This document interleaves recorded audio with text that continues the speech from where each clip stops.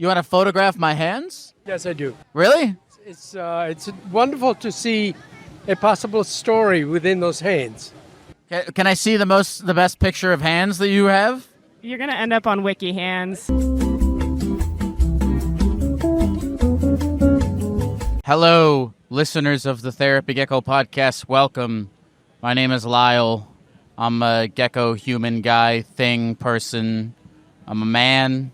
I'm in a gecko suit. It's really hot. I'm in a park in New York City. There's a lot of people around this park, and I want to talk to them. I want to get lost in conversation. I need to exit my own brain. I need to be in life. I need to be, I'm attempting to get into the flow state today by talking to people about their lives. So this is going to be a no phone call episode. It's going to be an in real life episode. For those who are unfamiliar, real life is when you have a conversation with someone and there's no technology involved in the interface between the two people. Direct from one person's mouth into my ear, my mouth into their ear, and then, yes, through technology into your ears. So we're in Washington Square Park, New York City. That's it. That's all I have to say. Let's talk to some people. Hey, what's up, man? What's going on? What's your name? Archie. Archie. Nice to meet you, Archie. How's your day going? Things are good. Things are good. Very nice. Why are things good? I don't know. I think things are very stable. Things are serene. Things are predictable. Things are easy. Have they always been that way? No. I'm so... please hit me. So things are...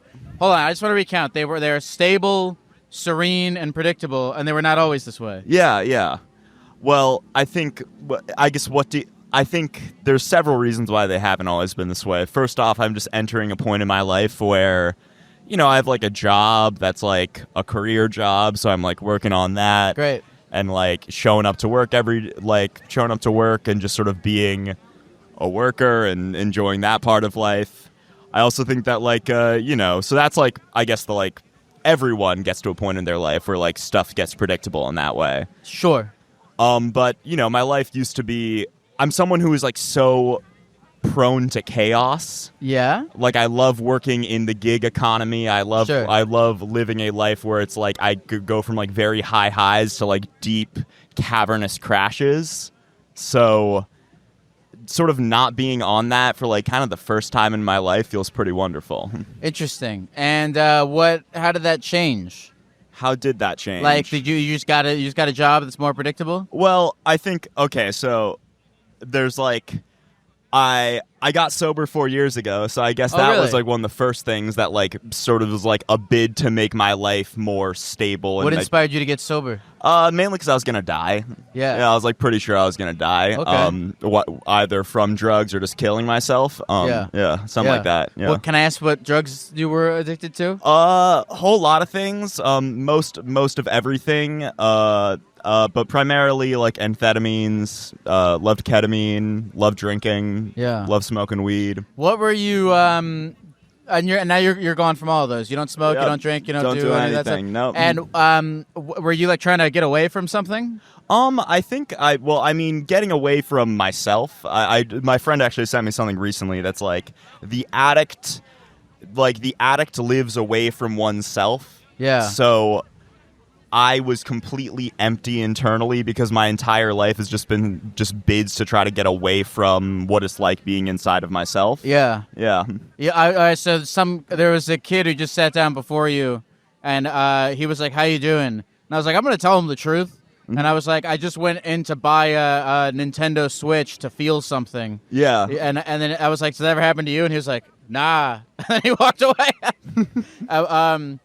And I was like, oh, I think I was doing that to try to get away from myself. I mean, I've done that with, like, drugs, too. But I was like, yeah, I'm just always – I'm familiar with the idea of, like, you're trying to get away from yourself in some sense. And then you want to try to make – what's the process for you been like of trying to make your brain a place where you don't want to get away from? I think, I think part of it's my environment. Yeah. Like, figuring out, like – what do I really like? What makes me whole? What are the things in my life that like I need to like feel complete? And for me, that's like I'm an extrovert. I love being around people. I recharge around people. So I think that's one thing that I like try my best to like make attempts to like constantly feed that part of myself. Yeah. And then also just like there are just some things in my life that just make me happy. And if I can, like, do those with some frequency, I'm happy. What are those things? Let's see. I'm a professional yo-yoer, so... Get the fuck out of here, Yeah, really. it's my favorite thing in the world. I love to yo-yo. I love yo-yoing, and that's just something that, like, sort of in a very uncontroversial, easy way makes me happy. I play a lot of Magic the Gathering. Great. Started getting back into that. Starting to crack open my Dungeons and Dragons hyperfixation. Very good. Like, all of those things, like, make me happy in a very just, like, easy way. And they also all involve community and, like, the sort of larger, more conceptual ideas as to, like, what makes me feel whole. Yeah. Oh, I love that. I love that so much. So was it hard getting sober? I think the getting sober was hard. Staying sober has been harder. Yeah? Yeah. I think staying sober is a lot of maintenance, and it's a lot of things that I'm not always, especially when things are, like, fine, it's just things that I'm not always, like, super inclined to do. Like what? Without getting too into the details of what I do, I think, like, there's a lot of things, like, I'm trying not to, like, break my anonymity on a very specific thing. Okay. But I do appreciate, I have to, like, keep in touch with people who are part of my support system, which is something I'm not always, like, inclined to do if things are going well. I have to, like, make sure that I'm being of service to other people. And, like, I work as, like, a mental health and substance abuse counselor. So, Really? like, I'm around early addiction all the time. And, like, it's easy for me to, like, stay in the mindset of, like, oh, this is something I should obviously stay away from. But it's very easy for me to focus just on their problems and, like, completely forget about the fact that I suffer from the exact same problems. I'm just several years separated from those problems. Yeah. Yeah. Can I ask how old you are? I'm 23 years old. Cool. And so you got sober when you were 19. I got sober when I was 19. And yeah. so you were mainly in your addiction phase when you were like a kid. Yeah, no, I started using when I was like 13, 14, and then things got bad around 16, and like I am someone who, like, crashes very quickly, so I knew I was an addict probably by the time I was 15 years old, and, like, was, like, very aware of that fact about myself. And my dad's been sober for years, so I've just been sort of always aware of the fact that, like, drug addiction and getting sober is something that I either would deal with or just have to do at some point in my life. And it was almost like an aspiration growing up, because I was like, oh, I feel so terrible inside of my unmedicated sober self that, like, obviously makes sense that I'd, like, like, this is the thing that's going to work for me. And it did for, like, years. Like, drinking drugs, that absolutely worked for me until it stopped working for me. And, like, once it stopped, like, things got, things just, it was bad already, but you start to see how bad things are. And, like, I was just lucky enough to, like, see it enough that I had the moment to be like, all right, I'm done. Like, I'm out. Like, I can't do this anymore. And so what's kind of your dreams for the future, man? What are my dreams for the future? Well, there's, like, big dreams and small dreams, right? Okay, and I'm trying to, like, let go of the idea of, like, you see, I don't know what my life's going to be. I don't really want to know what my life's going to be. I've completely bought out of, I've fired myself as, like, the arbiter of my own future. Sure. I just want to be a person who helps other people. I want to be kind to other people. And whatever that leads me to, whatever vehicle in my life that allows me to do that most effectively, I would like to continue doing that. But I also would like to make finals at the National Yo-Yo Contest next year. So that's a more, like, physical dream that we can point at. That's so great. Do you have, like, can people follow you if they want to see your yo-yo Yeah, shit? they can. My Instagram is a finite wizard, so, like, a wizard with limited capabilities. The Finite Wizard. Finite wizard, yep. Not but just Finite Wizard. Finite wizard, yep. Finite Wizard. And how did you get into yo-yoing? I feel like that's very niche. Yeah, okay, I got into yo-yoing when I was 12 years old. My little brother, like, got one. And I, like, picked it up, and I was like, oh, this is kind of cool. And I looked it up on YouTube, and I saw this yo-yoer named Andrew Mader, who was the second best yo-yoer in the United States in the year 2015. And I saw a video of him yo-yoing online. And for some reason, something clicked to my head where it's like, if I can do this, if I can do what he's doing, I'm going to be so happy with myself. I'm going to feel so whole with who I am as a person. And something about just the hobby made so much sense to me. Now, what do you think about? Have you ever seen the yo-yo ball? The yo-yo ball, yes. What do you feel about the yo-yo ball? As Bullshit. A yo-yoer? Fake ass yo-yo. Fake ass yo-yo. Get a That's real very yo-yo. funny. Learn Yeah. some tricks. Yeah, when I was a kid, I used to love the yo-yo ball because it's like the yo-yo, but it's like if a yo-yo had training wheels. Yes, no, exactly. Yeah. Exactly. Yeah. Now, do you have like a particular color of yo-yo that you like, or do you like the what is it? What's the word for it? The ones that you know the shit you scratch and it makes like a DJ sound. And, Yeah, and- like Rika. Yeah, that thing. Well, there's the one I have. So I have a signature colorway of a yo-yo. That's just silver with kiss prints on it. Cool. But I like on stage. I like using raw yo-yos or like silver yo-yos, like raw anodized, because I think it looks really good. But otherwise, I like using, I just like any color that's pretty. I don't like anything too busy. I like things that are simple but also pretty. My Cool. friend Remy made a yo-yo with that looks like an Italian espresso machine with Cool. red caps and stuff. It's cool, yeah. Cool. Man, that's awesome. So you work as an addiction counselor? Yes, I do. Yeah. What kinds of things do you do to kind of help other people who are dealing with what you dealt with? So my job, 90% of my job is, so I work at a pretty low level position. I sort of just started.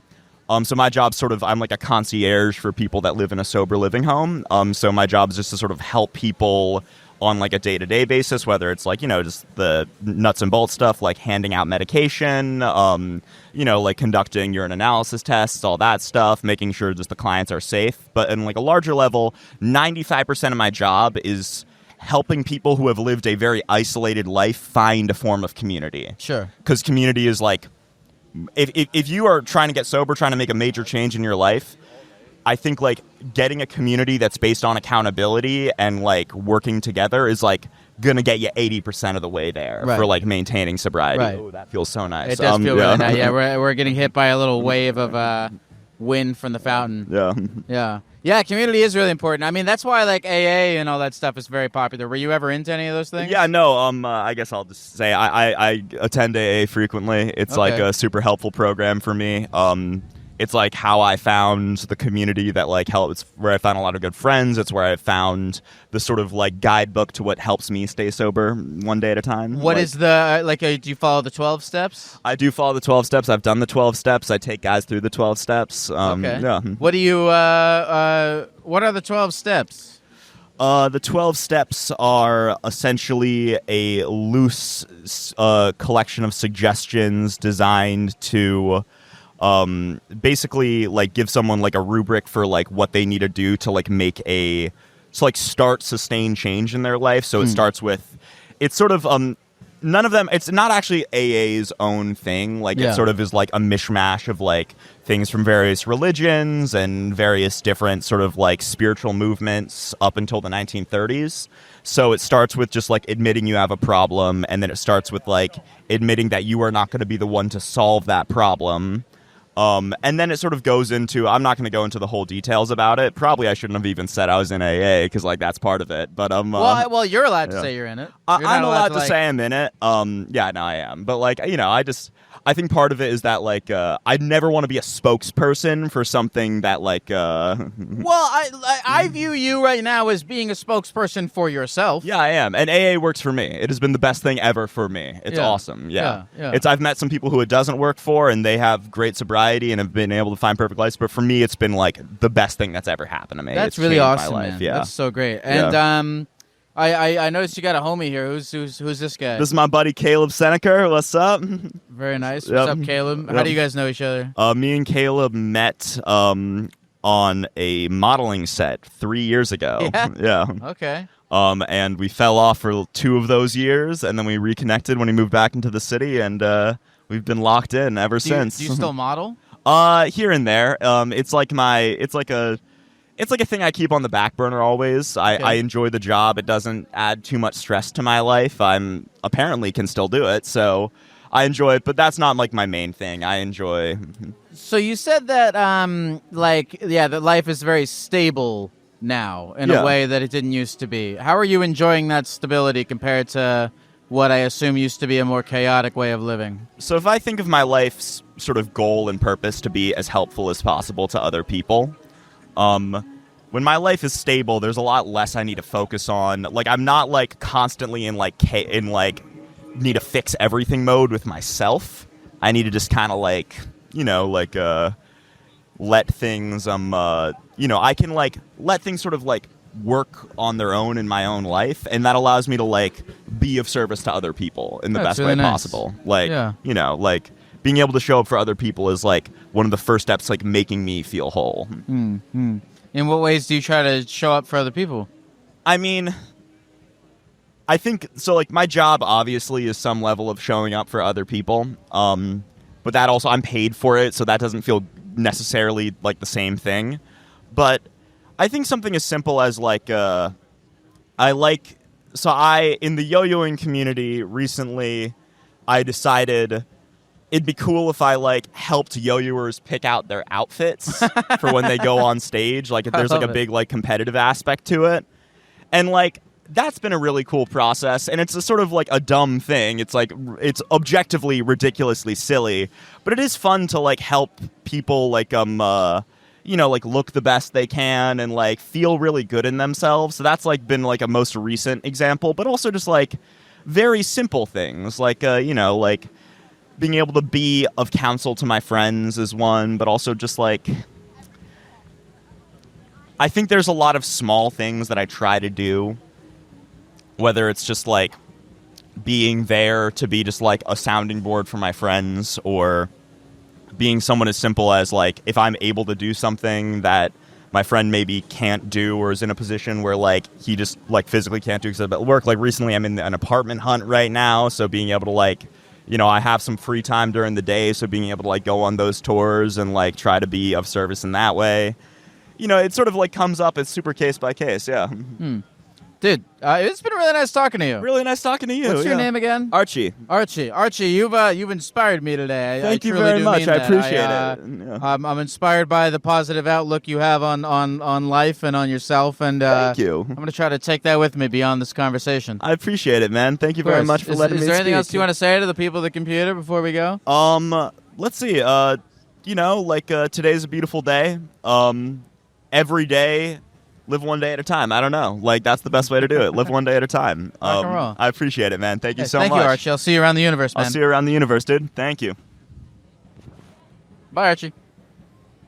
That was a good conversation. I enjoyed talking to him. I don't know if I'm trying to think if I have any post-interview thoughts, but I was inspired by his message. I love a good life transformation.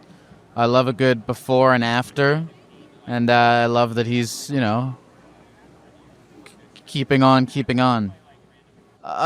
what's your name, man? My name is James. James, nice to meet you. What's up, James? How's life going? It's going well, actually. Yeah, tell me why. Tell me more. I went out last night in Brooklyn. It was fun. Yeah, what happened? Did you get totally wasted? I was having a good time. Okay. Stomping around. Yeah? Having fun. What- Now we're filming a video for this dude's music. Wait, you're filming a video for which guy? Zen this- and Jack, yeah. Oh, this guy. Yeah. Oh, what kind of music does he make? Pop and, I don't know. You want to talk about your music? You said think Justin Timberlake and Pharrell. Yeah. Okay. Well, and so how do you know this guy? Through him. He's my childhood best friend. Oh, can you do me a favor? Just hold the mic. Yeah, sorry. He's my childhood best friend. Oh, And, okay. These are his friends from college. And I was just in the city, and he was like, yo, you're in the city, come chill, we're going to shoot this music video. So what's the video about? It's going to be for his song. It's going to be promoting for his song. Oh, okay. Yeah. Okay. Jack, do you want to come talk? Yeah, have a talk. Come have a Nice to seat. meet you. We'll have the man himself talk. Nice to meet you, sir. Yo, what's up, man? What's your name? My fault. My name's Jack. Jack. Nice to meet you, Jack. Oh, Jack, can you do me a favor? Just hold the mic right there. We go. What's up, Jack? How's life? Oh, I'm doing okay. So you got a Doing whole good. you got a whole entourage, man. Yo, we kind of put a team together last minute. What? So who all is in the team? Who are these guys? Well, no, I make music. He makes it with me. That's Zan. Jake's our like social media kind of head guy. Rocco's photography and co-director. at Dude, this you got a point. social media guy. You got a Rocco on the team. Yeah. It took me a long time to find somebody named Rocco, but How did you build this whole entourage? fell together. Okay. I guess. I don't know. And how long have you been making music for? Long as I can remember, probably started it around like 12, 13. Very nice, very nice. And how's the lifestyle?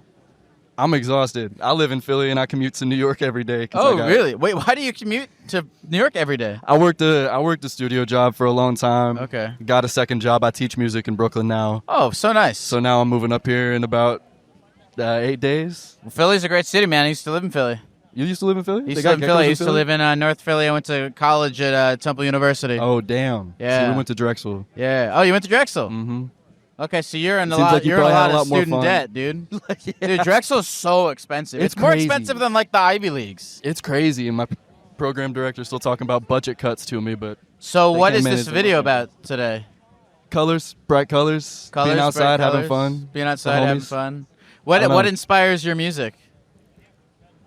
I just like dancing, and I feel like people don't play the kind of music that I like dancing to, Okay. and it feels like we kind of used to have a different vibe going on. A lot of people are trying to bring back what's going on with early 2000s hip hop, R&B, Pharrell, Neptune's kind of production, and that's the same thing we're doing. Okay, so you're trying to you're making the kind of music that I dance to at my bar mitzvah kind of a thing. That, you know what? I'm gonna go with that. I like Gecko Yeah, bar you know- mitzvahs. Well, is no, kinda you know what I my- mean, like I got a feeling. Like you're doing that. I don't know. shit. I don't know. Less Will I Am, more Usher, All right. Justin Timberlake. Okay. I don't know, something like that. So why were you commuting for so long instead of just moving? Because my rent was about to triple just for moving here. Yeah, unfortunately. But you Yeah. got all these guys. You're not living with these guys. Oh, they're all aside from the Rocco unit, they're all from Philly. So they're So all none of them are moving with they you. all came up on a train this morning. Couldn't you guys all? I feel like can't you guys all just get one like giant ass place and each pay like $700 or something? You know, I'm trying to work them into it. They keep trying to tell me they want to finish their degree, but we got Oh work man, to do. you guys should drop out. Go We got live the work to dream. do. You're only young once. That's what I'm trying to say. Yeah. I graduated though, so I can't talk. Okay. And are you the only? What are your contemporaries doing? What are your peers doing? What are my peers doing? Yeah. I got a roommate that works at Lockheed Martin full time now. Okay. So You got to make a living I somehow. don't know. He's making a living off the bombs. Very nice. Yeah. How's your love life going? Oh, I'm a flying solo, I guess. Okay. I don't know. Have you? I feel it does like I don't know. You're like a cool rapper guy. Do you not? Does everyone not like? Are there not a line of people in love with you? I would think going to a bar and saying, "Hey, I make beats. I make music." It might not exactly be my best line, if I'm being Perhaps. honest. Perhaps. I've been told I've been given negative reviews. Wait, tell me. I'm just kidding. Really? Have you tried that though? Have you been at a No. bar and you're like, oh, I make music? No, it's more often like I don't know. It's more often somebody will kind of drag me into something. It's like, oh, dude, talk to him. He makes music. Oh, and that's yeah, just kind of sure. a ball I have to pick up now. Sure. Yeah. But that's the best of both worlds, right? Because you get to brag, but you also get to be humble. Is it bragging if it's like my third and fourth job? I think so. Yeah, I think so. I think Okay. that the fact that you are doing something is inherently in and of itself worth value, I appreciate that. depending on whether not necessarily dependent on whether or not you make money off of it. Fair. I appreciate that. You I know? agree. Yeah. I don't know. I'm not making money off YouTube or Spotify. I'll tell you that. So Are you this is all for the love of it at this point. Are you going to Miss Philadelphia? Oh my God, yeah. It's so much fun. It is. I grew up in Houston, so like I've been in the Northeast for like 5 years, and yeah, Philadelphia's got so much character. I'm gonna miss it a lot.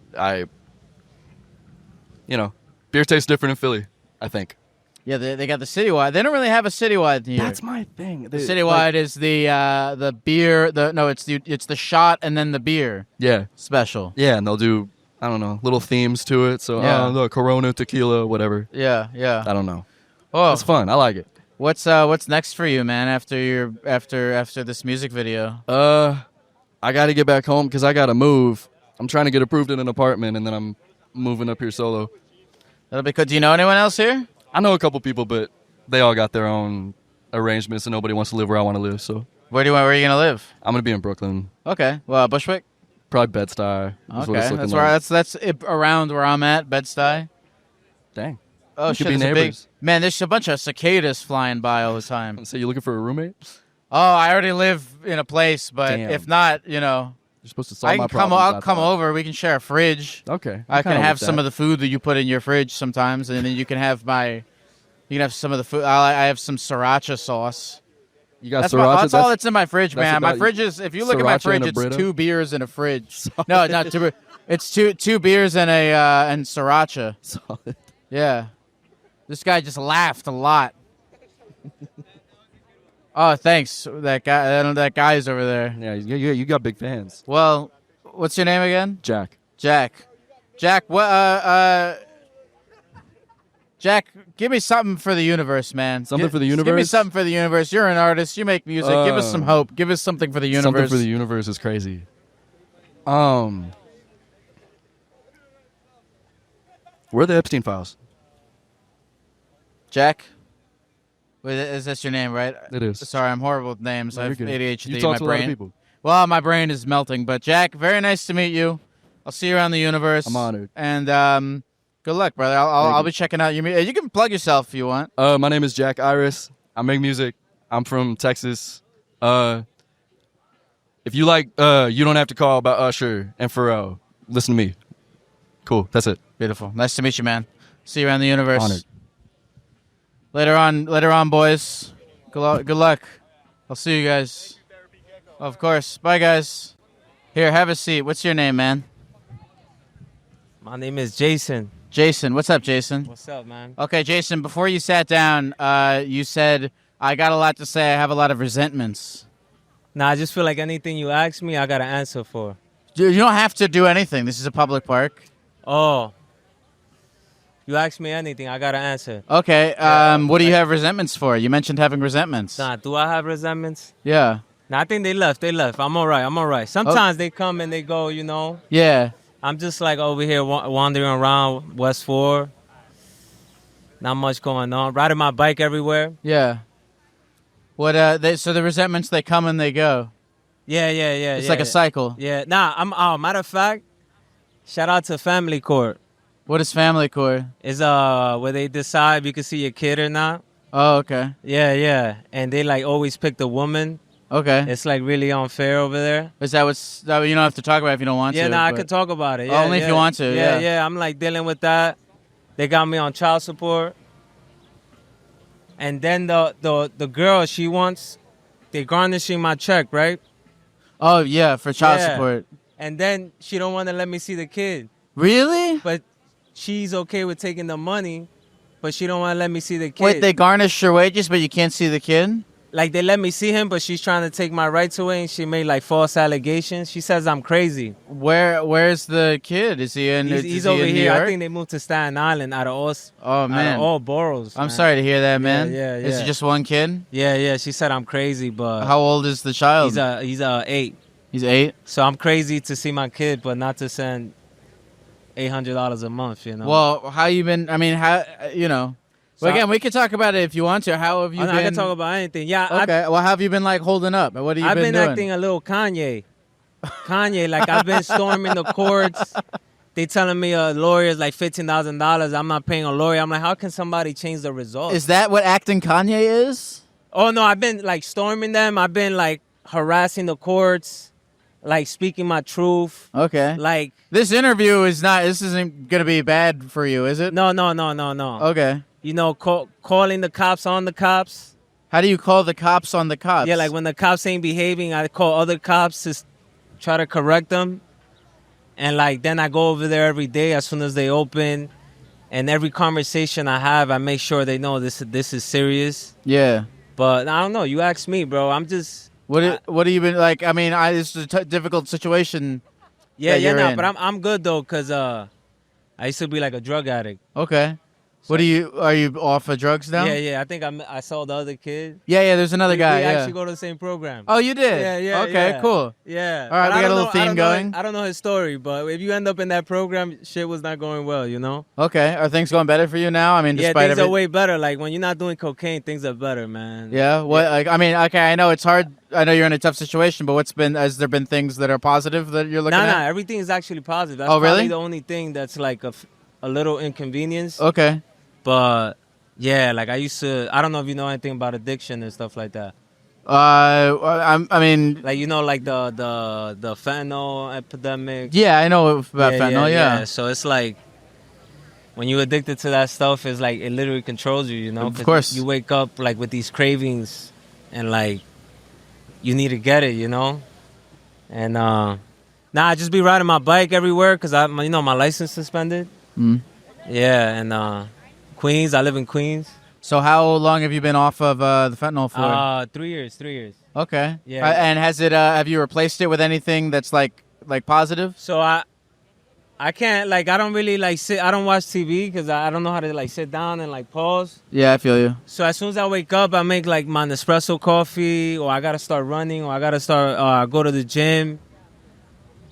I bike everywhere, and I work now, and I'm able to save my money, Cool. I mean, I don't save. I buy a bunch of shoes. You buy shoes? I buy shoes and clothes, get Yeah. unnecessary tattoos. That's okay. You gotta listen, man. Here's the thing. I am a strong proponent of saving money, trying to be financially independent or whatnot. But sometimes when life takes its toll on you, you gotta find those little things to make you happy. Yeah, You know what I mean? I look at it like, hey, you can save money, but you also could be doing cocaine and risking your life. Right. And when I put it like that, it's always like, yeah, you know what? Yeah, I'm gonna buy this. Yeah, sure. But it's weird. There's still always something left over. I save a little bit, I don't know when I want to, but there's something saved, Mm. I don't know if you got any questions, man. Yeah, I got plenty of questions. Yeah, I got you on Instagram. Oh, you do? You got some funny stuff. Oh, thanks, didn't man. I know you was in appreciate New that. York. Yeah, I come here. I come here once a week now. I interview people you and ask me stuff. anything, Well, I'm curious. I'm curious about a lot of things. So, okay, so life is good because you feel you're sober. Yeah. Do you do anything? So you no drink, no smoke, no anything. No, I don't even want secondhand smoke. Okay. I always wanted weed to be legal, and now I'm like, fucking cancel that shit again. I'm sorry. I'm not gonna lie. I became like a Karen about my sobriety because. Oh yeah. Karen's is not good, but it's like sometimes that's the way I feel. It's not on purpose. It's just serious to me. Well, let's talk about this. So the other guy, he was talking about escaping yourself, right? And he was talking about drugs or a use of escaping yourself. And I've never been addicted to fentanyl or whatever, but I'm familiar with doing things in some sort of attempt to escape yourself, right? Yeah. And so did you find yourself trying to escape yourself? So in the beginning, it was just there was nothing to do. You start smoking weed, drinking, and I never felt like it was controlling me. But when the hard drugs came in, like oxycodone and cocaine, it got to a point where it was not an option no more. Right. And at the very end, I realized. You kind of realize what you're doing something for when you stop doing it, because you're always giving yourself what you need, let's say you always got a fridge. Oh, I'm sorry, bro. Can you just hold the mic up right up to yeah. you? You realize you always got a fridge full of water, and anytime you need it, you just go there. Right. But let's say you don't have no water for a whole week, you realize how thirsty you are, Yeah, and why of you course, drink yeah, water and stuff like that. Yeah. So when you stop consuming and using, you realize oh shit, I am lonely. Oh shit, I kind of hate myself. Oh shit, I don't know how to be around social activities. Yeah. But it's not for everybody. Not everybody has to get sober, but it's okay to I feel like it's good to speak about it, like me. Yeah. Because there's a lot that can't handle it, and they just nah, this can't be me. I don't have to stop this. And it's just better to just realize if you're the person that could use safely or drink safely than to think you're not and keep ruining your life. You know what I'm saying? So how'd you learn do you still hate yourself? Not really hate. Some days I have self-pity, Yeah. But it's not as low, it's not as low. How did it get not as low? How did it improve? It's more level, or it's probably a couple hours, or I probably just go for a run, or I sleep it out, and it changes pretty quick. Not like before, you withdraw and it lasts weeks and months, It's more human and stuff. But yeah. Nah, but I don't want to make this depressing, I'm a pretty exciting person. Tell me more. I'm Dominican. Yeah. The only thing I miss about using drugs, I used to freestyle a lot, I used to come up but to... you haven't been able to Yeah, you every only time I start freestyle. freestyling, I'm like, yo, something's missing here, man. I mean, it's not the same, Yeah, I used to be that guy. There's a lot of... I know they do that around here or in Union Square. Yeah, Union Square. This is I used to be freestyle. like that. I just come to random people, give me a topic, And Yeah, they got the Dominican parade tomorrow. I don't know if you know about that. Mm-mm. Yeah, that's a big parade. So wait, so you don't feel like you can freestyle as well when you're not on drugs? Nah, I could. It just doesn't Flowed feel better. as fun, you know. It's just like I just got my little vape. It's like it's cool, but it's Okay. not. It don't hit like cocaine. Yeah, sure. No, a lot of great ideas I think were formed on cocaine. I mean, like 99% of that's what they're all doing cocaine in fucking Silicon Valley. That's how they came up with Facebook. Yeah. And I miss being around the girls and stuff, you know, being in the night scene, you know. Sure. Now I'm around a lot of spiritual girls and stuff. They say they spiritual. I don't know. That's Are you see around a lot of like what are you? a lot in- of girls in recovery, you know. Like, Okay, yeah, sure. Yeah. They don't look bad, but you kind of got to respect the program Yeah, of course. and respect like your own sobriety, you know. It's like it kind of don't look right because I do care about my sobriety, and it's like if you kind of use your recovery or your sober thing to get at girls, Yeah, sure. it kind of looks a little hinged. Yeah, You know I what I'm understand. saying? Like you go Yeah, I to understand. church and you're at church and you're there for girls. It's just Yeah, I like, understand. It's kind of disrespecting God. You Yeah, know? yeah, I understand. But you yeah. you got a strong relationship with God? It's there. Yeah, I got a relationship with him. What's yeah. that look like? Yeah, I pray in the morning. I get on my knees every day, and I do meditation. Nice. I do a gratitude list. What was on your gratitude list today? Oh, what's on my gratitude list? Oh, you have one today? Yeah, Yeah, I hit make me. it, Yeah, yeah. please. He's pulling out the So phone. I got to do a gratitude list because I got a lot of shit to complain about. Yeah. So I got to at least start it with the things. So do you do this gratitude list every morning? Yeah. Okay, yeah. Well, let me hear this morning. You know, it's pretty simple. You know, grateful to be sober. Grateful that I have access. I spoke at a meeting this morning. Okay. Like my my story. Yeah. Grateful that I'm showing up, even if I don't want to, for sleep, a place to lay my head, music, coffee, my son, my bike.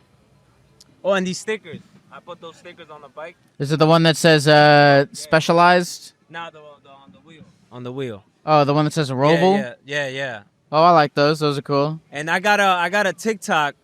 I make like dark comedy. Yeah. Dark comedy on sobriety. Like we just Oh, kind of yeah? make like being an addict is pretty funny. Like the shit that people do to get high. Sure. It's like fucking. You buy something for $300 and at fucking 6 in the morning, you're like, yo, I'll give this shit for 40. I don't care right now. You know? Can I ask, if only if you want to share, but No, what's the funniest thing you've done to get high? Ooh, then I gotta think about it. I don't know if to get high, but to prove that I'm sober, I think about this. So I had my rehab and I had to get drug tested every week with my urine. So somebody told me you could ask somebody for the urine. Yeah. So I called my little brother. He was about like 12 years old. And I'm like, I'm going to give you $20 tomorrow. I need you. He's like, you need me? No, he's like, I'm like, I need your urine. And I put my brother through this. I was driving at the time and I picked him up at like around 7 in the morning. Supposedly if the piss is warm, it's like more legit. You know, you just peed it out. So we lived in Queens and the rehab the outpatient was over here in the city. So I literally brought him with me so the piss could stay at a warm temperature, you know? So I gave him a cup and I'm like, take a piss. I don't know. I find this funny, man. Like you literally just kidnap your brother for his piss, you know? And he just like my little brother. He's like, this is my big brother. I look up to him. And, you know, he pissed in the cup and he did everything right. Did you end up passing the test? I passed. Yeah. I passed. But I wasn't expecting this. I was high at the moment. Uh-huh. Opiates, supposedly they lower your blood pressure. Yeah. And the guy, while he's like taking my blood, he's like, your pressure is like, I don't know, high or low. But it was what it was not supposed to be. And I'm like, I didn't have this part of the test. Wait, how did you get the pee? Because don't they make you go into, like, how did you get the pee into the place where the rehab you go? wasn't too strict. They let you go to the bathroom by yourself. Oh, okay. So I had the little cup, and I put it inside. You strapped it to yourself. Yeah, and then I just 1, 2, 3 put it in the cup, and I gave it to him. Yeah. So I passed, and the guy looked at me weird, but he didn't give me a hard time because it's like it was just blood pressure. I'm like, yo, I drink a lot of caffeine, you know. Right. And what else have I done, man? Oof. You know, I don't even think it's probably some funny stuff, but there's a lot of embarrassing things, you know. Sure. Yeah, but it's all good though. It's all good though. Good. I'm not like embarrassed, you know. Good. It's like everybody got a story. Yeah, This is absolutely. like human life. I just feel like people don't talk about this. So the TikTok I have, I kind of like every sound on TikTok. You can find a way to make it your own, Right. and I just like make like I write something about like addiction, you know, like when you're trying to get in contact with the plug at 6 a.m, he tells you to meet him up at his house, and then when you get there, he don't pick up. Yep. It's not a good feeling. What else is funny? My bad. You asked me some questions, bro. I don't know if I'm getting you bored. No, you're not getting me bored at all. One time, my friend, I called him at like 3 a.m. He's like, I'm up. And then I get to his house to buy some stuff. And the desire to use to get high was so strong that I'm like, yo, I just got to this guy's house. He's not picking up. I'm blasting his phone, calling him on Facebook, Instagram, even MySpace, man. Like, I need to get in contact with this guy, you know? And then he doesn't answer, so I try to climb. I climb through a big gate, and I try to open his window, and his father comes in. Oh, Jesus. Like at 7 a.m. He's like, what are you doing? I'm like, your son. He's not picking up the phone, but he's like, what are you doing? Like, how you got back here? He's like, can you please leave, you know? And I left, you know, but... Now that I think about that, I don't think that's normal behavior, you know, like. It probably wasn't, but I think that's part of looking back on past behaviors going, that probably wasn't normal. Yeah. But like when you're in something like that, you have no discernment. You got to do what you got to do to survive. Well, when know? you're in something like that, you're like, you just have no discernment. You just start going through whatever it is that your brain is fucking telling you to do, and then you mature and you go, that was fucking stupid. You know, but then you that's part of life, I think. Yeah. You know. And then this one is a little dark, but yeah, I'm telling you too much, man. Only if you want Listen. to. I mean, I'm telling you, I'll disclaim. I put this on the internet. Yeah. You can put it. You Listen. can tell me if you want, but you know, Nah, if you there's can put it other on the things you want. internet. All right. But you know, in Queens, prostitution's real big. Okay. And when you get on cocaine, you get real horny. Sure. You can talk about this like that. You can talk about whatever you want to talk about. You don't mind talking about like horniness and all that shit. We I'm can not talk a about creepy horniness. dude, but you know, people get horny. You know what I'm Yeah, saying? people get horny. That's part of life. Yeah. Like, normal shit. You know. Sure. My bad. I'm cursing. I'm not. You can. We're not on CBS. So when you're cocaine, you get horny, but you can't get hard. And so it's like you have the strongest desire to do something. Yeah. And then it's gone. So there used to be this thing called like Backpage. It's where you find like escorts, and every time you showed up, it was never the girl in the picture. Sure. So, and I knew it was never the girl in the picture, so I used to get a high just by calling the number. Sure. And having hope that it actually was her. Yeah. And I would call like fucking like 30 numbers in one night. And you would never meet any of the, but you just like call sometimes the I numbers. would meet like if sometimes they like, yeah, this is her. I'm like, is this the one with the pink panties? Yeah. They're like, yeah, it's her. And I would go over there. It was never her. Right. And I was like, nah, I'm not doing this. Last thing I'm gonna say, this might be funny or I don't know. They supposedly like a mafia cartel with these people. You know, they traffic people and all that. And they sent me. So I cancel a girl, right? Like they brought her to me. Okay. And I'm like, that's not the girl, bro. No. They got upset. They're like, you wasted our time. And they sent me pictures of people's heads cut off. Oh, Jesus. And like slaughtered. But you could tell that the pictures were like probably in Mexico. You know, they do that type of stuff. Okay. And I was a little scared. I'm like, and they started harassing me and telling you got to pay us their money. What did you do? I wasted their time. No, I mean, like, did you pay them money? No, because it's like you lied to me. You gave me a menu, and when you asked for a burger, you brought me a vegan burger. So how did you? So you were at a point where you were like, I'm done. I just come and fucking kill me. Yeah. But now you want to live. Oh yeah, I want to live now. Yeah. How'd you get there? You know, it's like I don't wake up miserable every day. You know, like I actually got a lot of things to look forward to. I got a lot of shoes to wear that I haven't had time to wear. Yeah. It's weird things like that, you know, like they say material things that like it's not the most important things, but sometimes who knows, you got a new game, you might want to play that game before you die, you know? Yeah. So things like that. And I never really wanted to die, you know, but the way I was living, when I was living like that, it could probably get you there, you know, if you like wasting your whole life and wasting your check that quick, and like you don't have self-respect for yourself. You look at yourself in the mirror, you look unhealthy and all that. That could probably get you to that point, you know. Yeah. Yeah. Hmm. But yeah, I live. I don't know if that helps out, but yeah, I live over there by Citi Field, No. Corona, by the Met Stadium. Oh no. Baseball. No. I don't. I'm not a baseball guy, but I know what the Mets are. Yeah. Yeah. I live by their stadium. Okay. Yeah, by the 7 train. So what are you looking forward to in life these days? Right now, I don't really know, man. Like, things are good right now. The thing is, like, I feel like a lot of stuff is a scam right now. This thing is, like, built for us to fail. You know? What's like, a scam? You know, it's like one job can't even get you an apartment. You know Right. what I'm saying? Yeah. It's like all these things. Yeah,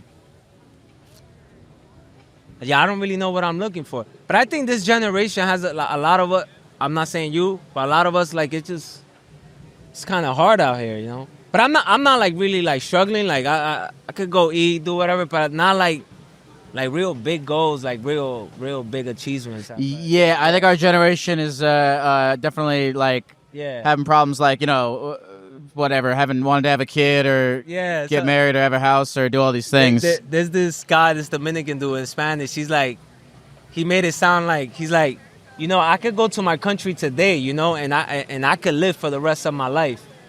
Only if I die by tomorrow at 7:30 a.m. Yeah. So basically, he can live the rest of his life. So it's like one of those, you kind of just get used to it, You just kind of, but things are way better, man. Like good. Things are way better, And yeah, I don't know. You deal with social media. I'm gonna ask you a question. All right, sure. How bad? Because I got this TikTok, and I managed to get, like, in 2022 when I wasn't working, I was doing the dark comedy. Yeah. And I managed to get, like, almost 13,000 followers and, like, 166,000 likes. Okay. But, like, the shame or something of the overthinking of knowing that even though You're being perceived. Yeah, like, your videos are being watched. And then when I saw, like, people that know me in real life see my videos, like, I was cool with people that I don't know, like, talking about all this and seeing my video. But when I saw real people, I just felt like a little, I don't want you guys to see it. But I don't know how you deal with it. Like, you kind of got to be yourself, How you deal with, like, some days, like, at night, maybe you had too much caffeine and you overthink about, like, what I do. Oh, so you're basically asking me how do you not overthink? Yeah, about the social... about social media. Like, social media and the content always being out there, because, like, I did it. But like I mean, you put your phone down, man. You walk outside. You just let the videos spin. Yeah. Yeah, I mean, you can't overthink it. I mean, I do overthink it plenty, but like, I don't know, man. But believe me. Yeah. Coming from the outside is not that deep. It's believe me. Like I think it's in the person's head. Like, I see other people doing content. I don't think anything bad. I'm like, this is fucking great. No, I mean, well, also, like, nobody cares about like, you, really. Cares, nobody cares. Nobody. It's like, both a tragic fact and a beautiful fact that nobody really cares about you. Unfortunately, this guy was literally screaming. It don't really matter. No, nobody cares. Yeah, right. Yeah. Nobody cares. Nobody listens to you. Everyone has their own life. Everyone's doing their own thing. So it's not that deep, man. What's your name again? Jason. Dude, thanks I really appreciate your vulnerability and your honesty. I appreciate you sharing your story with us here. I hope it was a positive experience for you. Yeah, no, I appreciate you. Is there anything else you want to say to the people of the computer before we get out of here? Yeah. Right now, bro, we're here. Just follow my TikTok, Sober Facts. Sober Facts? And my Instagram, I'm doing content. Like, I ride my bike like real crazy. Sure. Like, really get into traffic and all that. I've still got to do crazy stuff and extend, like risk my life and stuff. Okay. So I got a little content about you that. always end up, replacing it with some. Yeah. I got the GoPro. I put it on. And, okay. Yeah. I appreciate you, bro. I don't really got much to say. I'm grateful. We're here in, what is this, Washington Square Park? Yeah. Shout out to Corona, Queens. Hopefully this video goes up, We're here. Rock and roll. Reveal.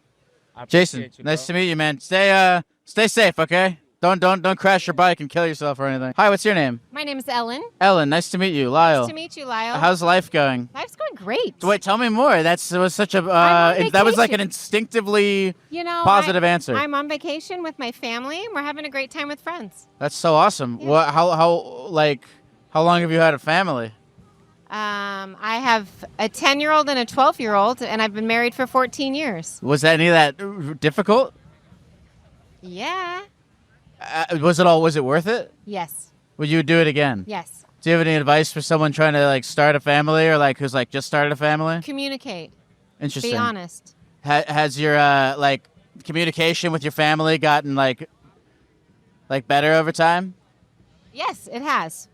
How are your like children? Oh, I have a question because you have like kids, right? Your kids are like a little older, you know. Yeah. Like, are you worried about the future, or do you think everything will be all right? I worry. What do you worry about? I worry about that there's too much access to things. Well, tell me more. With the internet, with social media, I worry about their mental health. Do your kids seem like they have like good mental health? Yes, but I seemed like that too, and then, life gets hard. When you were 10, what do you remember about your life for like when you were your shit. kid's age? When I was 10, it was easy. Life was easy. Life was easy. Do you think life was easier for you then than it is for your kids now? I don't know. Maybe. It was less complicated. What era of your life has been the least complicated? Probably my childhood. Does right now feel complicated? Oh, yeah. You got to work and Yeah. take care of your work and take care of your family. Yeah. Yeah, it's complicated. But see, you seem like you're having a great time. I am. Like things are nice. Oh, there's my family. There's your family. Well, I'll let you go. Unless if you want to keep talking. I'm just talking about life. Yeah, we're talking I'm about life. talking to a gecko about life. Yeah, is that your husband? That's my husband and my daughter. How'd you and your husband meet? At a bar. You guys met at a bar. Duh. Don't you ever think about crazy like, oh, if I just stayed in that night, my whole life would be different? Yeah. Isn't that crazy? Yeah. What did he first say to you at the bar? Do you remember? You're too old and too smart. He said that to you? Yeah, he only dated young girl. Oh, my son's really wet. It's your son. Oh, it was your son who's playing in the... He only dated young girls, and I was getting my master's degree. So he said I was too old and too smart. He said you were too old. Were you not offended when he said you were too old? No, I just showed him that I was better than all those girls. Okay. So, yeah. Very cool. And what was it like in a college town or was it In Hermosa Beach, California. Hermosa Beach, California? Yeah. Very nice. What was your first date after the bar? Do you remember? A restaurant in Hermosa. What made you fall in love with your husband? When His was the moment? honesty. Oh, there's Danny. there's His your boy. honesty. His honesty. Mm-hmm. I guess the fact that he came up to you and immediately said you are too old is an indicator of some form of honesty. Yeah, exactly. Whoa, is this your whole family? No, we're heading to Cooperstown. Oh, So okay. I got the baseball boys here. Oh, you got a whole clan. I got a whole. Oh, there's more. Are they troublesome or are they well behaved? I'm a principal of an elementary school, so you're they're well you're the behaved. principal of an elementary school. Yeah. Whoa, really? I'll mess those kids up if they mess around. Really? Yeah. Have you do you rule with an iron fist or do you No. rule with compassion? Compassion that's nice. and honesty. What's the number one? Back to that honesty, What's the number one issue that like kids are facing these days? From what you observe. At the school I work at, they're entitled. Yeah. Yeah. You think more so than like when you were a totally, kid? Totally. What do you Their think? parents are lawnmower parents. They like to plow down all the obstacles in front of them so they don't have to deal with adversity. Interesting. And then they don't learn how to deal with struggles. Interesting. So, okay, I gotta go. Okay, well, it was very. What's your name? Gecko. Ellen. Ellen, yeah. Ellen. Very nice to meet you, Ellen. Thank you very much for chatting with the Gecko. You have a great life too. I'll see you around the universe. What a nice guest appearance from an elementary school principal. That was a good interview. Hi, I'm Nicole. Nicole, nice to meet you. Nice to meet you. What's up, Nicole? How's it going? How's life? What's happening? Life is great. Tell me life more. is great. Well, I was just watching people waiting around in the fountain without shoes on. Yeah. I've seen so many people washing their gooches, just squatting over the stream. Yeah. I get reels of that all the time, but I haven't seen this fountain in person. So I was just kind of like waiting to see if somebody would pop a squat. But so far, no luck. Only people waiting around without shoes on, which is also a choice. Do you live around here? I do, yeah. And what, do you go to school? I do. What do you go to school for? I'm a grad student. In Opera. You're a grad student in opera. Of opera, yeah. So are you like an opera singer? Yeah. Really? Yeah. Cool. Yeah. What, you seem embarrassed about it. It's a very niche interest. Extremely niche. Yeah, extremely niche. But I am a master's level. That's amazing. Scholar of How do you opera. keep your voice in check? You know, I try not to smoke very much.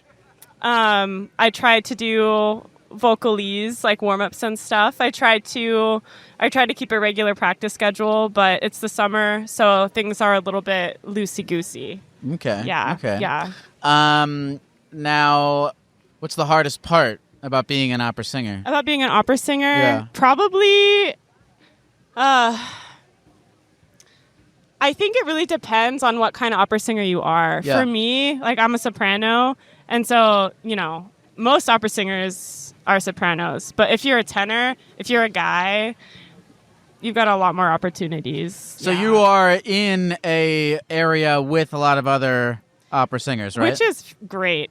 Like, that is the best part for me. Hold on, there's these I two don't feel park like- ranger guys. I'm wondering if they're gonna. I've never ever in my life been kicked out of this park, but I'm curious. Wait, they're walking past us. Have you done a lot of interviews in this park? Yeah, this is the one place. Every single other place I go to in the world to do this, I end up eventually getting kicked out, Really? but never at this park. Well, I mean, just look around. There's a woman behind us with like 2 parrots sitting on her shoulder. Right.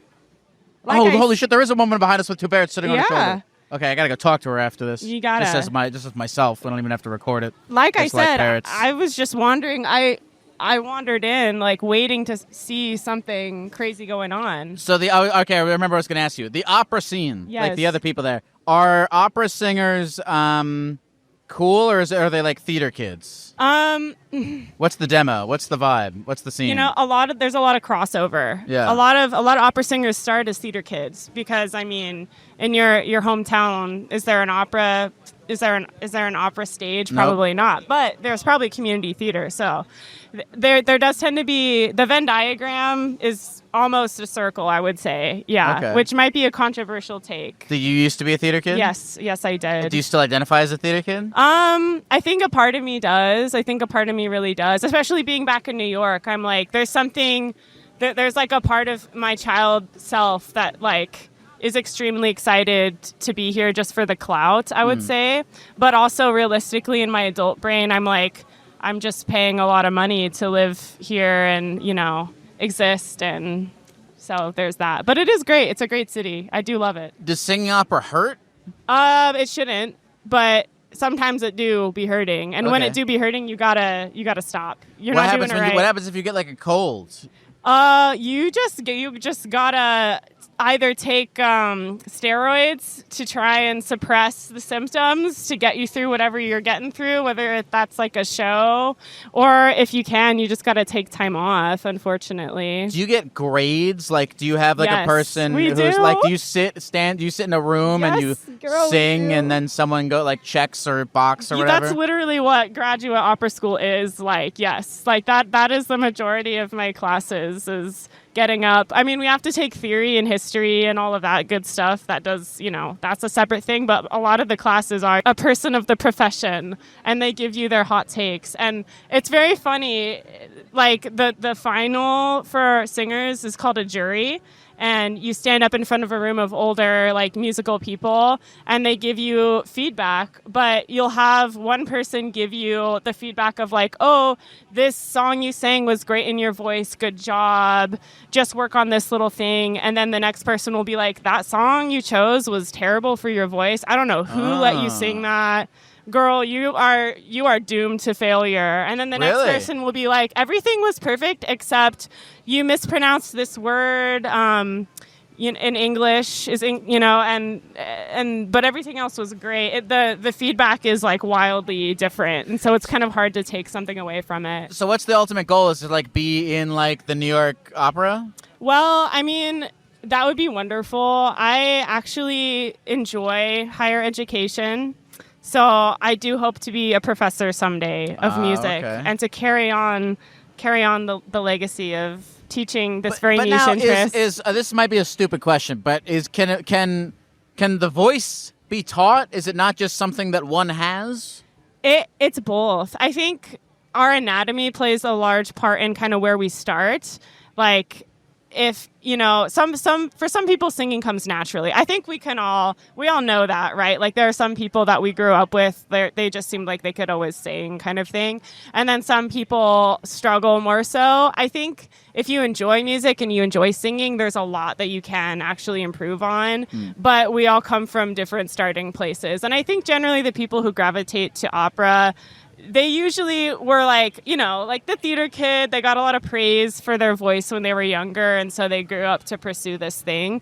Like, you don't usually see people pursuing opera who maybe like are just in it for the love of the game. People who sound like Abraham Lincoln. People who sound like shit but are in it for the love of the game. Right. Like, usually not so much. Usually that's more like casual, but yeah. What do you do outside of opera singing? Do you have hobbies of some kind? Yeah, I am learning how to tune pianos. Okay. Yeah, so I go. Do you tune them with your voice?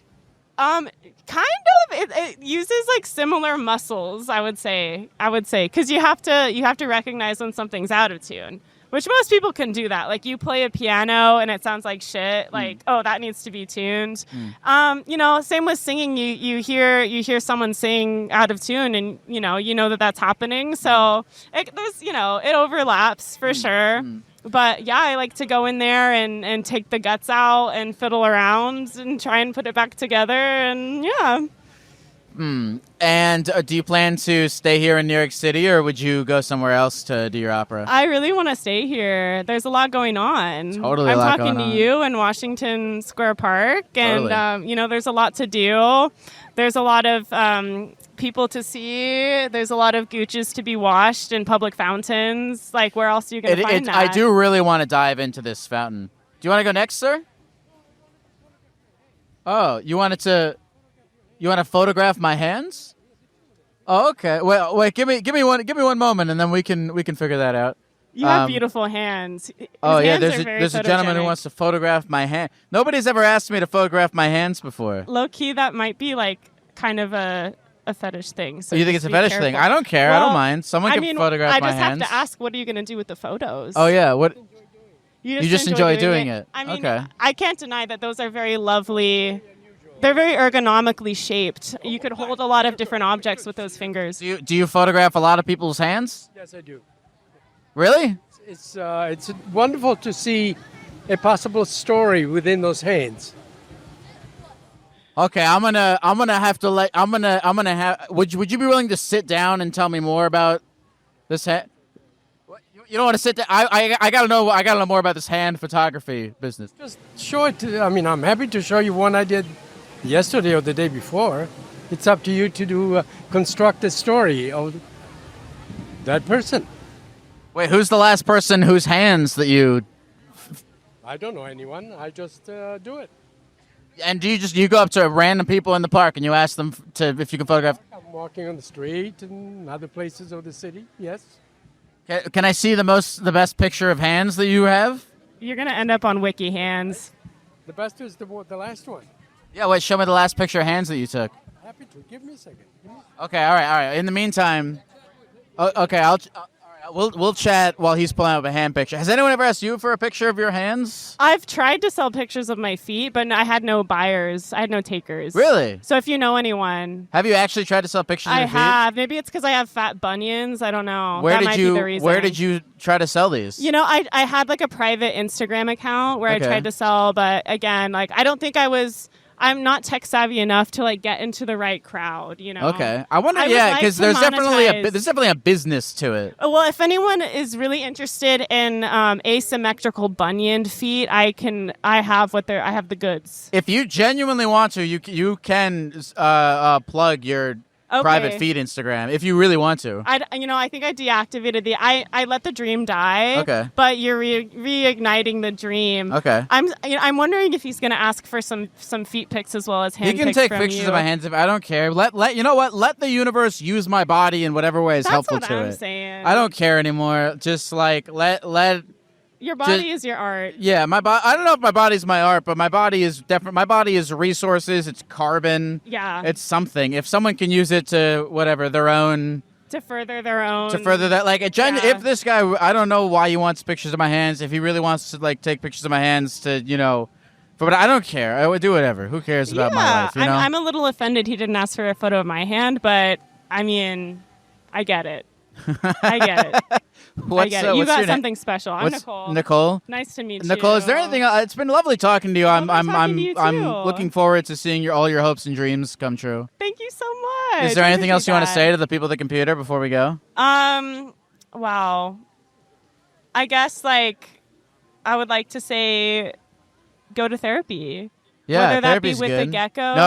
Do the real therapy. Go to real therapy. Or just talk to ChatGPT about it. Do you talk to ChatGPT for therapy a lot? Oh, I mean, I would say it's a supplement. I think, same. I use it as a supplement. I need, I have OCD, so sometimes I just need the computer to tell me to stop. Right. Like, I find that it's useful for that. How does your OCD manifest itself the most? Oh, I have moral OCD. Moral OCD? Moral, existential moral OCD and relationship OCD. Wait, what is existential moral OCD? Fake, doesn't it? It sounds. No, it doesn't sound fake real, at all. though. I'm big on It's existential real. crap. Yeah. Hit me. Well, so it manifests for me as worrying about everything I do negatively impacting either the environment or other people. Oh, sure. I used to be really obsessive about plastic use, and I used to not let myself drive anywhere just because I'm but if I buy this one plastic thing, it's going to exist in the universe forever and it'll be my fault, and I'll just spiral out about that stuff. But so yeah, it's like that. Or well, you've heard the phrase, you know what I'm going to say? No. Guess what? There's a phrase that is the answer to this. I don't know. Tell me. I don't know. People throw. There's no such thing as ethical consumption under capitalism. Oh, yes, of course. I know. And that is sort of, yeah. I didn't find that comforting. No, that wasn't comforting? No. When I heard that, I was like, I'm that. buying a Switch 2 right now. You're like, get me on. I'm logged into Amazon. Yeah, I'm getting Amazon Prime immediately. I'm getting 2 of them. I'm, ordering everything from Amazon. Oh, yeah. Yeah, no, that's really fair. I think what helped me was medication and nothing else, honestly. Sure. What kind of medication? Oh, I'm on Celexa, and it's a SSRI, and I'm on Wellbutrin as well. Okay, I gotta give that Wellbutrin a try. It'll make you sweat. I don't know, what you're wearing now already looks a little bit warm. I'm already sweating too much. I'm sweating too much. Well, already. aren't frogs supposed to be a little bit soggy? Frogs are notoriously wet creatures. Oh, I'm a gecko. Oh, shit. It's on the sign. It's on the sign. That's okay. Edit that out. Don't put That's that in. okay. Hey, what's up, man? Look at this guy. You're awesome, man. This guy's sick. I feel like I'm hogging your time. You're not hogging my time. Like I said, my time. Who cares? Who cares about anything, dude? Okay, existential morality. Yeah, existential morality. Have you solved it, or do you still feel? No, I still feel that way. It's just not as debilitating because the meds make me focus on other stuff more. Okay, now hearing you say that is making me feel good because I'm like, all right, maybe the meds could help me not fixate on fucking whatever. Yeah. The hands gentleman is leaving. You're not leaving, are you? We gotta talk about hands. Okay, all right. We'll come. It's a maybe. Okay. Did he end up taking a photo of your hands? He didn't end up taking a photo of my hand. I wanted him to come talk, and he talked a little bit, but he didn't want to. I guess. He's brave enough to ask for hand pics. I'm kind of curious now if he's walking around to other people asking to take pictures of their hands. I bet he is. Keep an eye on that man. Oh yeah, you can take my photo. Oh, there's a young lady with a silver nose. Wow. So that looks interesting. It does. Moral, I've thought about that before. I've gone in my head and I'm like, is there any way for me to exist that isn't horrible? That isn't harmful to other people. Yeah. I think I honestly my thought process is that there's so many ways to be actively evil. Yeah. There really are. There's so many ways to be. Oh, thank you so much. Thank you. That's so kind. She took a Polaroid. Aww. Or a little a printy thingy.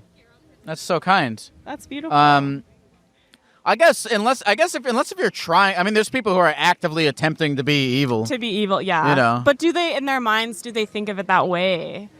Or do they just think well, there's no ethical consumption under capitalism, so why even try? You know? Yes. I mean, I don't know. Like what do you? I mean, you sing opera. Yeah. It's Like pretty what? evil. You're not fucking. You know, going around beating the shit out of people. Like what? It's not that bad. That's true. I do try not to do that. Yeah. I try to be a good person, Yeah. but you know. I think there's strong value in the attempting. I think you do. I goodness. think you do your best, and then once you start getting your own brain and just trying to kill yourself over it, it's Yeah. like, what are you even doing at that point? Who are Yeah. you helping by just no, exactly. by just shaming yourself forever? The self-flagellation. Yeah, it becomes It's not- self-flagellating. It's not helpful. I think that is more helpful than saying there's no ethical consumption on a cow. I think that the self-flagellation not being helpful is probably the most helpful advice. Just reminding yourself of that. But I don't know. For me, it's the meds. That's the only real help that I've found. I've been talking about ketamine therapy for a I've while. done it. You've you done wanna it? hear about it? I would. Okay. All right. I've All right. done This it. interview just got way longer because here's the thing. So I went through some like existential depression, and I was Yes, like, and girl. then I started taking Vyvanse, and then for 1 month I felt amazing. Yeah. In the month of June was the best I had felt in my entire life. Good. I went on. I like saw my friends. I was like, oh, I'm finally back. I finally, after just years of insanity, Yeah. I'm finally. I've achieved. People, you know the phrase, oh, there's no there. Life is continuously rolling a boulder up a hill. Not for me. I rolled the boulder on the hill. The boulder's on the top of the hill. It's going to stay there forever. The month of June, everything's going to be amazing forever. And now it's July 20 whatever, and I'm like, fuck. Are you still taking the Vyvanse, or did you wean off? Yeah, I those? still take the Vyvanse, but I'm like, Yeah. oh no. And so now I'm like, and so I was fervently researching ketamine therapy before this. Yeah. And so now I might go back. How was your Yeah. ketamine therapy? It was very interesting. I loved it. I don't know. So I'd already been. Did it solve all your problems forever? Shockingly, no. Okay. But I think it did help. You know what it did for me? Tell me.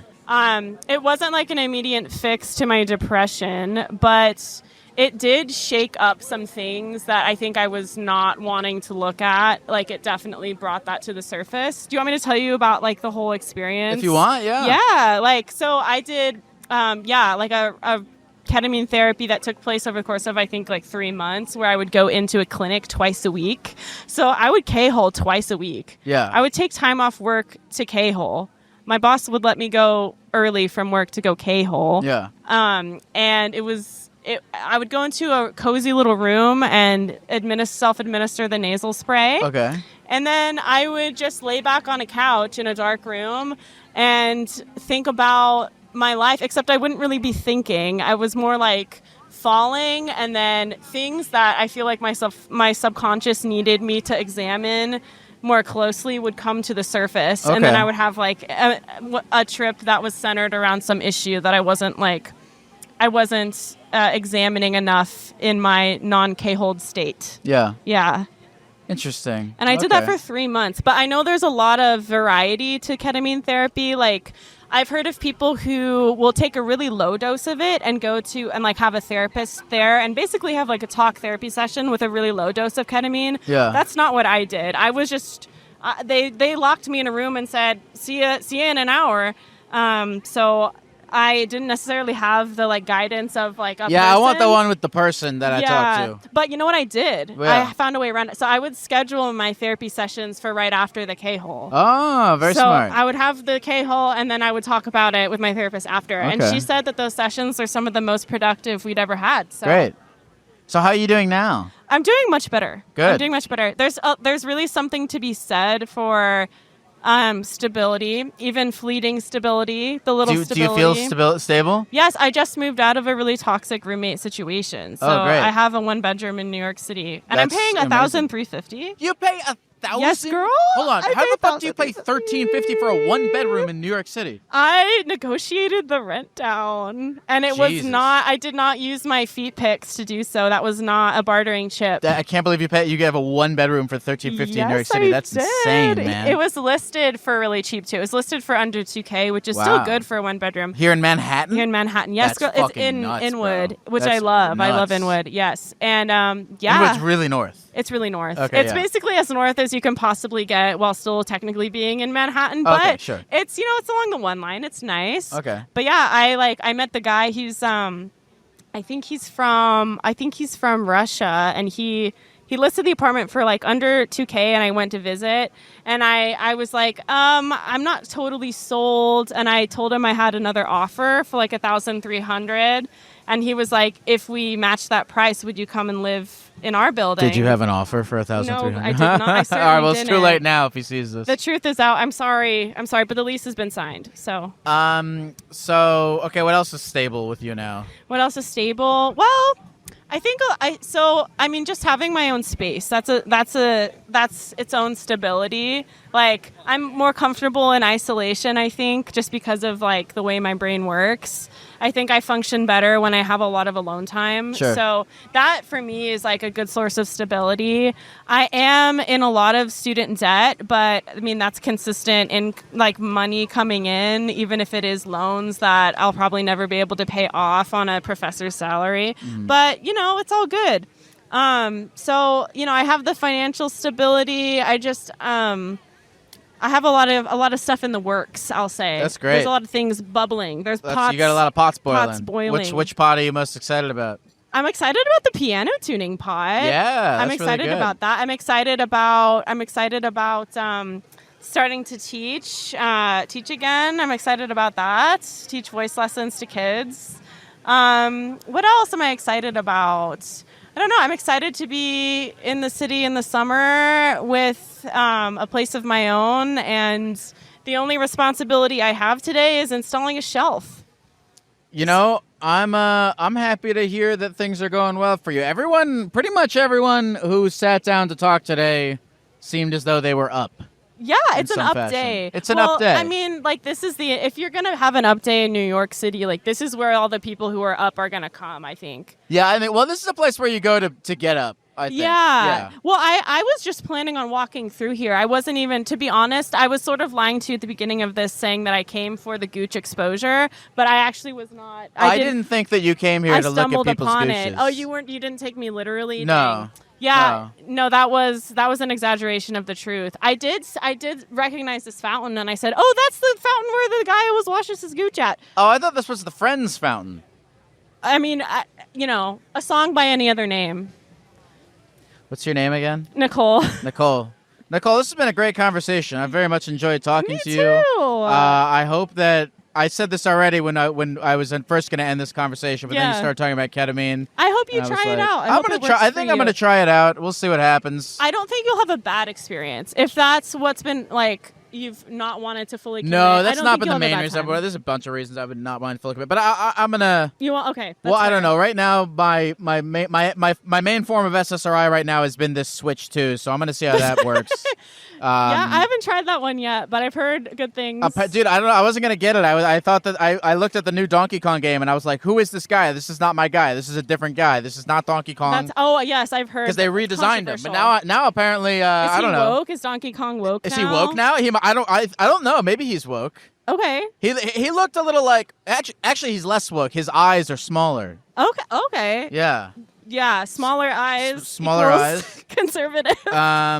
So he's I don't know, but I don't know. Apparently it's good. So tonight I'm gonna I'm surprised you were even able to get a Switch 2. I waited in line this morning. Oh, this morning? Yeah, Oh my I felt God. connected to my inner child this morning. I was like, I haven't waited in line to buy a video game since 1979. I don't think ketamine's going to top that experience for you. I'm sorry. It's I hate not. to Well, say. I mean, I don't know. Maybe I'll do ketamine and play Donkey Kong, and that'll work. Yeah, that, I never tried that, but I think if I'd tried that might Actually, have that's how the cured guy from depression. Friends died, so I don't want to do that. But Oh, really? I didn't know that. yeah. Okay. He was playing. Actually, I don't know what he was doing, but he was doing ketamine outside of some form of outside of a medical. Are you being thing. for real? Yeah, I didn't know yeah. that. Oh, wow. Yeah, Wow. Okay. but Well, yeah. I advocate for the safe use of ketamine. yeah, and, me too. I advocate for all safe, good things. Yeah. We're gonna be fine. Everything's gonna be fine. Everyone in this think park is gonna so. be fine. Everyone's I up. think so. Everyone's good. up. We're all getting Switch 2s. We're all getting beautiful families. Wow. We're all getting wonderful, fulfilling careers. Yes. We're all getting $10 million. We're all getting our bunions shaved We're off. all getting our bunions shaved off. Have you ever looked at what that surgery is like? No. I haven't either. It's fucking Crocodile Dundee, dude. Check this guy out. Oh, never mind. I said sorry. I said it's Crocodile Dundee. Check this guy out, because you looked kind of like you had the. Oh, thanks, man. I love your fit. Of course. Hey, you too, man. I think that guy was trying to wrangle you. He was trying to wrangle me. Yeah. Right, doesn't he look? He looks like the crocodile. Yeah, I would watch But out. he didn't have the hat. There's a lot of predators around here, I've noticed. Like, there's been 2 people who've come up to you while I've been in this chair who've wanted something from you. Dude, I don't know where the hands pick guy is. I got to find him. Or maybe I don't. You should be safe, you know? I don't know. I safe out promised him a here. hand pick. I feel bad now if I don't give him my hands. What's your name one more time? I'm Nicole. Nicole, I'm so sorry. You don't Tried to end have this to be sorry interview, for like, anything. twice. No, I don't have I'm anywhere just- else to be. Well, I'm in I mean, such a yappy mood right now. me too. I started honestly. Can I?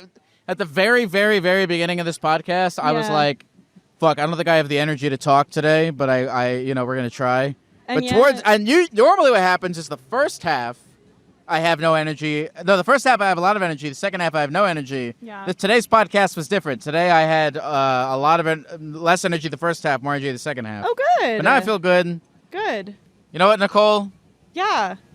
Everything's fine. Everything is fine. Everything is going to be fine. And I really feel that today. I feel like there's an energy in the air. Sorry, I just caught a glimpse of like the shoe underneath the gecko foot, and I feel like I just saw like a peek behind the curtain. $35 on I Amazon. wasn't These are my supposed to shoes. They see. break in 1 month. I buy a new one every month. I should just get a nicer pair of shoes that don't break down, but I'm lazy and Is there a specific reason why like that pair of shoes from Amazon? I just go on Amazon and search shoes. I'm not a fashion man. You could have fooled me. Oh, because of the suit? Yeah. I wonder if there's a guy over here. He's holding a box of cookies. I'm wondering if I let him sit down, if maybe he'll give me I think a he cookie. will. I think he will. Do you think he will? Yeah. I think you Okay. should take a chance. All right, I'll test I've so that. enjoyed. Nicole, is there our anything else you talk. want to say to the people of the computer before we go? To the people of the computer, beep, boop, boop, bop, beep, boop, boop, beep, bop. They'll know what that means. They'll know what that means. Computers. I speak computer, and yeah, I think all computers will understand. I'll throw that in Google Translate later. Good. You should. You should. Nice to meet you, Nicole. Nice to I'll meet see you around the too. universe. Take care of those hands. I will. Apparently they're worth money. Yeah. What's your name? Yugi. Yugi? Yeah. Yugi, nice to meet you. Sorry. Yugi, I actually don't know if I have time to... let's do a quick wrap-up, Okay. shall we? Let's go. Okay. One thing that you want to say to the people listening to this podcast before we go. Anything? Think about yourself first and only. Really? Yeah. Oh, fuck. Now I want to talk to you about more things, but we don't have enough... How much power battery is on this guy? 17%? Okay, cool. All right, we're chilling. Yugi. Yeah. Why should we only think about ourselves? Because no one will do it. Yes, it. I mean, at some point, even your parents think about themselves. I know. And they should also live their own life. I know. Because I know. they need to understand that they also need to be like themselves. Yeah, I know. And continue their lives at some point. And so you need to cut down when they don't. Yeah, I know. With it, so you need to do it yourself and think about yourself for your future life and etc. It is very true. I don't know. I think my most of my life I thought of myself as like a staunch individualist, where I was like, I got to make sure, I'm really like mainly thinking about my own life. And then I was like, no, the key to life is community, and like how you want to integrate yourself with other people, and your life is only going to be as good as the other people in it. And then I flip back and forth, and now I'm like, well, shit, it's true. As you get older, you start to realize, okay, your parents love you, and that's great. And if you're lucky, you grow up that being the default. Your parents love you, your parents care about you. But then as you get older, the amount of people who are like, you can have friends, and you can have people in the peripheral of your life that you see, but the amount of people who are in your life starts to decrease, and you start to slowly realize like you're the only one in your life. So you got to make sure, unless if you have a wife or kids or something like that. Yeah. But and I think the better you love yourself, the better you'll be loved on your group and on your community. Yeah. Because you will like put the limits and all the boundaries that you want. Yeah. And it will be like healthier relationships, which means that you first think about yourself. Yeah. And for that, I will encourage everyone to go to a therapist. Yeah. I'm from France, and I'm like, this is not something that's cool yet over there. Oh, therapy's not cool in France? No, not yet. Well, not yet. It's going to become cool? Yeah, of course. I mean, at some point, people will go crazy, and you will have to go. Why do you think therapy's not cool in France? I think it's still like something that you put as crazy people. Yeah, for real. And people don't understand the value of being good with yourself and going to a therapy. I'm a teacher. One of the things, every time my students come to me like with issues, blah, blah, blah, go to therapists. Especially like immigrants, children, blah, blah, blah, they need to go because the duality between their lives in France or in any country plus their origins or parents' origins, it's a messing up moment of their lives. That's do you go to a therapist? Of course. What do you talk about with your therapist? My parents. Okay. Mostly because I think this is the main issue for everyone. The main issue for everyone is their parents? Yeah, of course. Well, tell me how so? I mean, because the parents lives their life for the first time as you are. So they don't know how to drive sometimes their life. And they have to learn with you. And when they do it, and they were not like us now with all these elements that you can have on the internet and everything. So they learned not good on a good way. Okay, so everything starts with the parents because you learn from your parents, and how your parents treat you is kind of how you feel. Exactly. Yeah, that makes a lot of sense. Yeah. That makes a lot of sense. Do you have good parents? They try. Okay. They try do you have kids? I don't have yet. Okay. But you want to have kids? Yeah. Inshallah, cool. as we say. What do you want to impart upon your children? To love themselves, to be confident enough, to be like in a loving environment where they can share with me. I like because that. I think I was not able to share with my parents when I was not like feeling good or when something was not good for me, and they didn't know. So I cannot blame them because I was not on a safe place to share. Yeah. So I want to have like for my kids, if I have ones, a safe place for them to share anything they want to share with me. So yeah. I feel bad because you're you're really being very vulnerable. You're being very vulnerable with me right now, Yeah. and I'm very engrossed in this conversation. But there's at least like 10% of my brain that's like, I wonder if he's gonna let me have a cookie. Yeah, of course. No, you can have them both because we didn't like them. No. But you didn't like them. No, because we had like to test it because we were visiting, so we had like. Wait, can I see what you got in there? Okay, so you tried you didn't like any No, of them. it was one with lemon, and I don't even know which one. Oh, this is that's like a cream. Yeah, we thing. didn't like bid on him, so you can try it. Okay, that's pretty good. Yeah. Here, well, No worries. why didn't you like him? I don't know. Well, you're visiting from France. Yeah, exactly. Here, I'll put this down. Okay. But are you how long are you in New York for? So we arrived on like last Wednesday, and we are here until next Saturday. What do you observe about New York? Oh, it's so loud. Where in France do you live? Paris. Okay, all right. But how do you compare New York to Paris? It's so loud. People are like always screaming or stuff like this. But more generous and more friendly. People are more generous and friendly here. Of course. I'm from Paris, so I mean, Okay. we're the less Okay. friendly. This is your first people. time in New York? No, second time. Okay. Why'd you guys come to New York? It doesn't live in Tampa, so I come often in the US, and it has been 3 years now, so I wanted to come back. Very nice. Yeah. What do the French think of Americans? Do they think that we're stupid? You can say yes if that's the truth. I don't think that they can't think about this because we're that stupid as much as American could be. I mean, France is not that good. I Okay. mean, we almost elected a guy who never worked in his life. Yeah. But for real, like never in his life.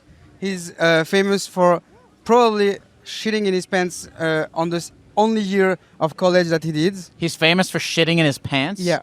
Really? Yeah. What's this guy's name? This is the rumor that we have, and he has been the first runner of the European election last year. Really? Can you? So we are no. It's not one Macron, right? No, it's not Macron. It's Bardella. Okay. Yeah. But who did you vote for him? No, of course not. Is he like the French Trump? I can't even say if he's the French Trump or he's far right. Okay. That's it. I mean, this is not the same way that it works because we have so many political groups and everything. Do your friends go to therapy, or is it mainly just you? No. Some of my friends goes, and hopefully most of them will go at some point. Okay. I'm doing this lobbying for them to go. Because I'm paying now for them. Oh, you're paying for your friends to go? No, because they come to me to have like therapy conversations. Oh, you're the therapist of the exactly. Oh. So they have to pay like, either of me or someone else. Okay. Yeah. So are you a good person to go to for therapy? I don't know. I'm not gonna judge myself on this one. Yeah. Do a lot of people? I mean, if a lot of people go to you for therapy, it means you're probably good at it, or else they wouldn't come to you for these things. We have to ask them. I don't know. Do a lot of your friends go to you for what kinds of things do your friends ask you for advice about? Mostly with their family because we all struggle with this energy we don't have with our parents and immigrant parents. My parents are from Turkey. They came to France, so it's not the same way that we see, etc. and everything. So we mostly have the same issues, all of them. Okay, so you guys all have very similar like family lives. Exactly. How old are you? Your I'm 34. friends? Okay, and so all your friends and your friends are all kind of same age? Yeah, exactly. And so you're all like 90s. From like similar like generation. Exactly. Yeah. Okay. The 90s, we grew up with internet coming, phones, and everything. Are you still friends with? Are you still not friends? Of course, you're friends with your friends. Are you still like close with your friends? You get to see them very often? Yeah, of course. Do they all live in Paris? Yeah, we live all on the same area. That's so fucking nice. How long have you been friends with these people? 15, 20 years. Ah, it's so nice, man. Yeah. That's a real blessing. I wish I have a group of like, there's 9 of us, and like, I've been friends with them for a long time. But, we all kind of, we're all like in the same like East Coast, but like if everyone like lived in the same neighborhood, that would be beautiful. Yeah, I think we try to live in the same neighborhood because also when you're in France, it's not like here. You have to live in Paris to have better jobs and everything. So it's all mostly on the same places. So then you choose to be still with them. I have some of them living in other cities, but it's mostly all in Paris. What are you most excited for in life moving forward? I think having kids at some point. Yeah. I would love having kids. Do you feel like you've learned a lot from your own parents that you can either what to do or what not to do? Exactly. Yeah. Okay. How often do you talk to your parents? Almost like every 2 days or every day. Damn. Yeah, I can't be honest. Like, all right, you sat down and you were like, you have to be, must be. It has been like 6 years now that I'm working on this. So now it's okay. Well, I guess the way when you sat down, you were like, man can only rely on himself, and it's like you have a great community. You have a wife. You have your friends all around. You have You don't seem to you know what I mean, but like you seem like you have a lot of people in your life. Yeah, with boundaries that I fixed, and now I'm okay with it. It's better now. Yeah. That's great, man. Cool. Thank you so much. Of course. What's your name again? Yugi. Yugi? Yeah. Yugi, thank you very much for sitting down and talking to me, man. I really appreciate it. Is there anything else you want to say to the people before we go? Jules is the best rapper in France. Who is? Jules. Jules. They will understand. Nice to meet you, man. Thank you. Later, Yugi. Well, folks, I think that was it. I think those were our interviews for the day. I think they were pretty good. Who do we talk to? We talked to the yo-yo man. We talked to the elementary school principal. We talked to the opera singer lady. We talked to the gentleman with the bike talking about getting sober as well. That was a good group of people. This was a good episode. I hope you guys enjoyed it. I'm debating. Oh, this guy left his cookies here. I'm debating if I should eat a stranger's half-eaten cookies. I'm not above it. I'm really not above it. I'm really, really not above it. I might be above doing it on camera, but I'm not above it. So I might do it. So anyway, thank you guys for listening to this. If you're tomorrow, I'm gonna drop my well, if you're watching this on YouTube, it's already on here. But if you're listening to this on the podcast, tomorrow I'm going to drop my Tijuana dance battle video on Spotify, so you should check that out. But anyway, that's it. What another beautiful day of talking to people. But say words in the comments if you enjoyed these conversations. I want to hear what people have to say. I sit down here for a bunch of time talking to people. I want to hear what people have to say. I'm curious if you guys have thoughts about the conversations, you have thoughts about your life, give a like, give a comment, give a subscribe. Spotify comments, YouTube comments, whatever. Okay, that's it. I don't have anything else to say. I'm a Gecko. I'm getting out of here. I'm going to go play my Switch 2 and eat a stranger's half-eaten cookie and try not to think. All right. Geck bless. Thank you very much. See you around the universe.